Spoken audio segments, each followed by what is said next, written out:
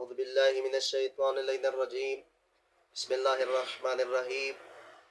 پیغمبر خدا صلی اللہ علیہ وآلہ وسلم فرماتے ہیں کہ انسان کو 3 کاموں میں دیر نہیں کرنی چاہیے، بلکہ ان 3 کاموں کو جلدی سے انجام دینا چاہیے۔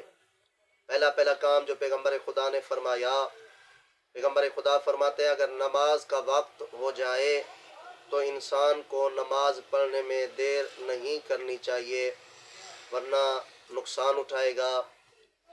دوسری چیز جو پیغمبر خدا نے فرمائی ہے، اگر جنازہ آ جائے تو جنازے کو دفن کرنے میں بھی انسان کو دیر نہیں کرنی چاہیے۔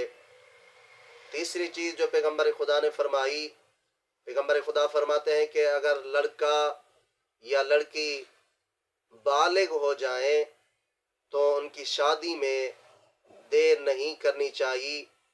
پیغمبر خدا کے فرمان کے مطابق ان 3 کاموں میں انسان کو جلدی کرنا چاہیے، دیر نہیں کرنا چاہیے۔